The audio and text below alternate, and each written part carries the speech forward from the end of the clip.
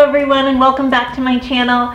So in one of my last videos I did a princess question and answer video from my Instagram account. You guys left a lot of questions there, so I wanted to answer some of you guys back. So without further ado, let's get into the questions. So this is from Allegra Jade. Do any of the princesses ever sing to the guests?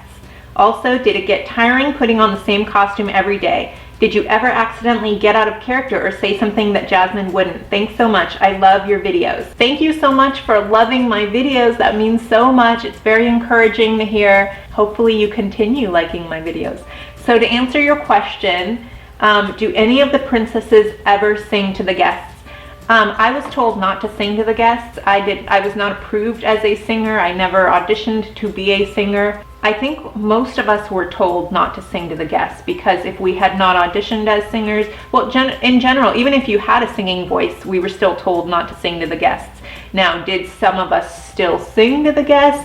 Yes, some of us still did sing to the guests if we knew that we had a good voice. And you know if you have a good voice, and I knew that I did not have a good voice, so I didn't want to embarrass myself or lower my character integrity by singing to guests, because that would ruin the magic. But guests did beg me to sing to them, and I felt so bad because, you know, like little 3-year-olds were like, please sing It's a Whole New World, and I would be like, no, Jafar cast a spell on my voice. I'm so sorry, I can't sing to you today. You know, and they would look at me confused, like, what do you mean Jafar cast a spell? I thought he was gone. That's probably what they were thinking, but you know, sometimes Jafar was on set with us, so it was kind of fun. I think I've mentioned this before. I used to work with an Aladdin, and you know who you are, Aladdin, who had the singing voice. If you're watching my video, I don't know if any of the Aladdins watch my videos or not, the ones that I used to work with. I'm friends with them. They know that I post these videos, but I don't know if they actually watch these videos. But, oh, my husband is calling. Hello?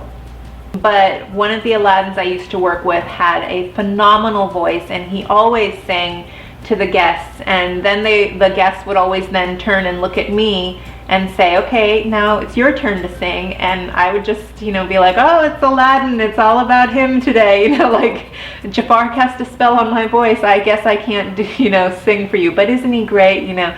And he would just serenade guests, and guests loved it, and, you know, he did it even if, you know, and I don't think management ever came down on him about it. I don't think they minded.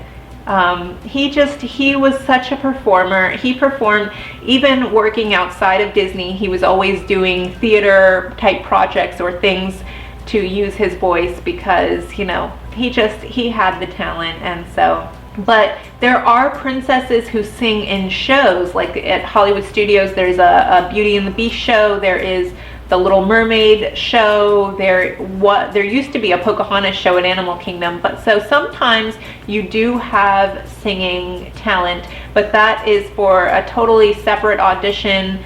They pay you a lot more money if you have vocal talent, so if you do have vocal talent, be sure to be on the lookout for the vocal talent auditions, which are separate from just a regular face character audition, and talk to Disney and, you know, get it all sorted out. I don't know, I haven't been on the Disney website.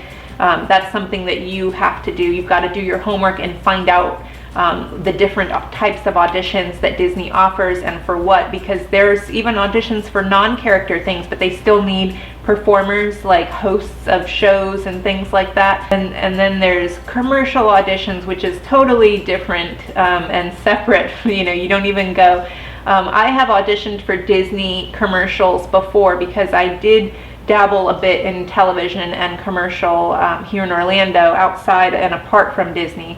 Like I've done print ad work for theme parks and for different companies, but that's totally separate. I had to get a talent agent, I had to have headshots, I had to do other things apart and separate from Disney. And then those talent agents would then send me on castings for auditions that Disney World would hold for commercials and things like that. But that's totally different and separate.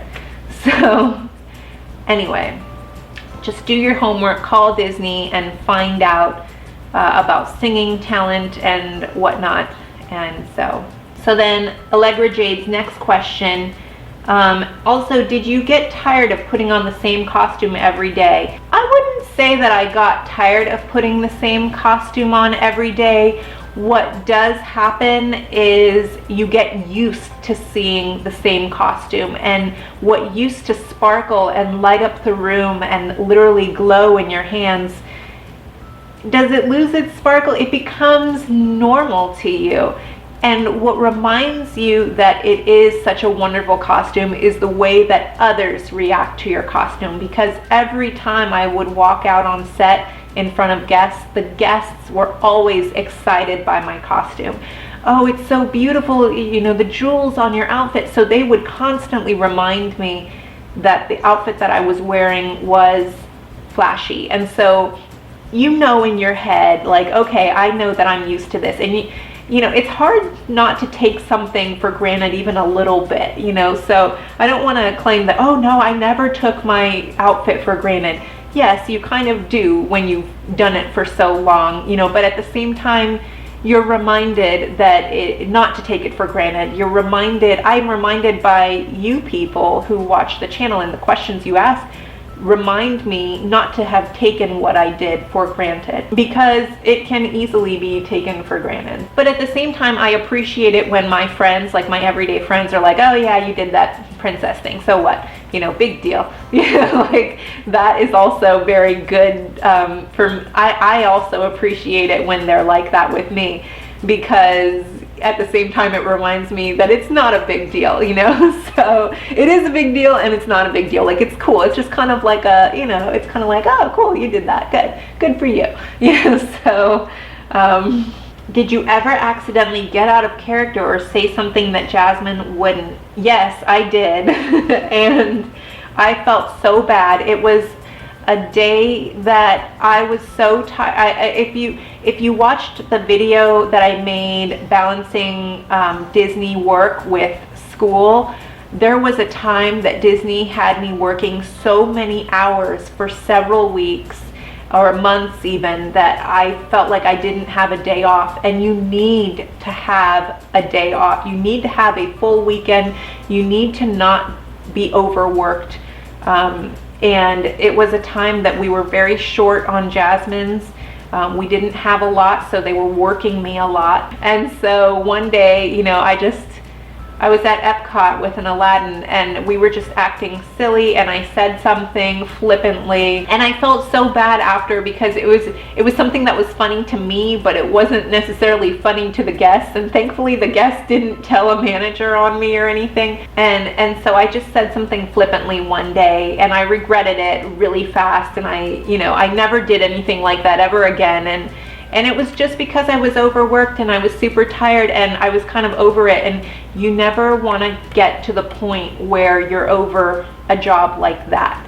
But if you are overworked, even doing a Disney princess can become overwhelming. You know, hopefully it doesn't happen very often. You know, things were kind of it was a difficult time in Disney entertainment.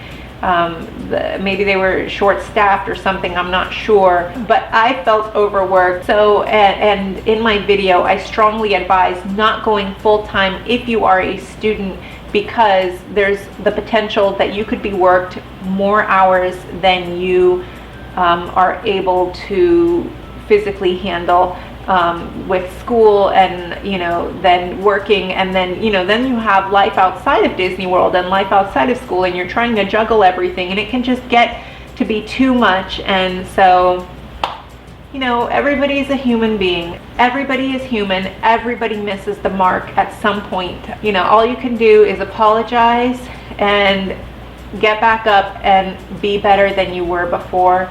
And we're all trying to do that. We're all trying to learn from our mistakes and try to go and be better. And I've had people write me and say, Gaston didn't perform as well as he should have, or he missed the mark with me, and he didn't make it, or so and so, Mickey didn't do it, he missed the mark, or she missed the mark, and Cinderella didn't love my child enough. I've heard it before, and it happens because we're human. And, so I think, and hopefully those times are rare and far and few between. And for me, thank God it was. It was like, it's this one time that I can think of out of X amount of years of doing the character, 5 years, I can think of once. And that's why when you idolize people or put people on a pedestal, you have to be so careful and to remember that they are human, and so they are going to miss the mark. When such and such athlete failed you, it's like, well, they're human. You have to remember that again. And it's hard because on one hand they are, you're balancing this tightrope where you want to live up to everybody's expectations, but the truth is everybody's human and you just can't. That's sad. That was a sad memory for me. I don't like to think about that time. I want to erase that time. But it was only one time that I can remember, and hopefully, and if I did anything else, it was totally on accident, and I had no idea. But I can think of one time that I kind of missed the mark. I don't want to go into detail. The next question is by Sparkly Tay 6. What was your most memorable meet and greet experience while working at Disney? Oh my goodness, there's so many memorable meet and greets. So many. I mean, there were the Give Kids the World. First of all, they are some of the most memorable guest experiences because they are some of the most important guest experiences that you'll ever have while you're working at Disney. You don't know if it's that person's last day or not. But at the same time, there were a lot of Give Kids the World meet and greet experiences, but I can especially think of one with a young boy who had sores, some kind of skin issue. They were all over his body. It was almost as if somebody had taken their cigarette and put out their cigarette all over his skin, like it had burned him or something. I don't know. And that's not, I'm sure nobody put their cigarettes out all over his body, but that's kind of how it looked on his skin. And he just, I can't even describe it to you. Just my heart was just overwhelmed. And I wasn't a parent at the time. Very far from a parent's mind was I at that time. I was 21 and, young and no responsibility. And I mean, I had some responsibility, but, compared to what I have now, it was no responsibility. So, and I just, even then, my heart was struck. It was everything I could do not to start crying and bawling and keeping that smile on my face with, and not knowing his situation. And so my heart just went out to the parents, and my heart goes out to all of the parents who have special needs children, because I'm so blessed to have a healthy daughter who, Lord willing, I'm hoping and praying God keeps her healthy and strong for the rest of her life until she passes away one day. And I just can't even imagine what parents go through. And so, those are definitely some of the most important meet and greets that you will ever have at Disney World when you are a Disney character, no matter whether you're fur or face, doesn't matter. That is what you will, that's what you'll walk away from remembering, I feel. Other meet and greets, there was, and I think I mentioned this in another video, but I'm not sure. There was a family at Epcot, Norway's Akershus, the restaurant dining experience. And it was a white family, and except for their 2 adopted daughters. They were twins, adopted twins, and they were black twins. And there was an older brother. He must have been about 10 years old. The twins must have been about 2 or 3 years old. And the parents were sitting there. And the son was white like the parents, and so he looked like he belonged, quote unquote, to them biologically. But the twins obviously were, they were adopted. What stood out to me was that he jumped up as soon as I got to the table, and he got his sisters ready for the picture. He had their books ready. He was on top of it, like perfect meet and greet experience, like what you want as a princess, the family to do. And he just did everything. The parents just sat there. They never lifted a finger. They didn't have to do anything. That brother took care of his sisters, and you could just see the love and care and concern that he had for those twins, and he was so proud, and he posed with them with me, and we all stood together, and I think the only thing the parents did was take the picture, you know, but he did all the work of getting them ready, and he was just so proud to be a big brother. First of all, it's just really rare that you even see a big brother helping like that at all, no matter whether there's adopted kids or not. How often does a brother volunteer to get his sisters ready and do all of the work that is usually reserved for the parents, and the parents are like struggling and juggling to do all of this stuff? You know, they're trying to eat and feed themselves and feed the kids and, you know, make sure everybody's hands are clean and the books are ready and all that. No, this little boy did the parents' job. And so he was just so proud of his sisters, and it just, you know, I'll never forget that. I'll never forget a girl from Japan who, as soon as I got to her table in the Epcot dining experience, just started bawling to me.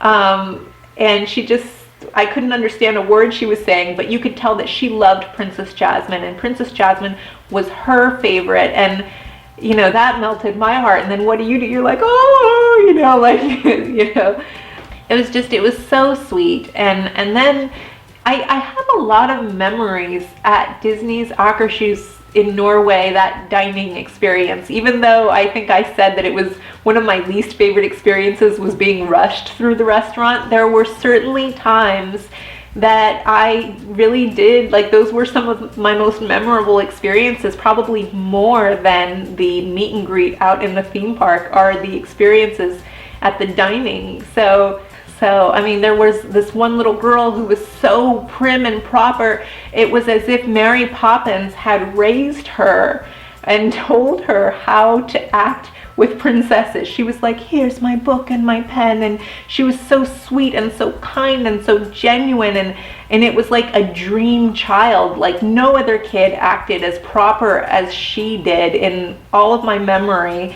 at Disney World.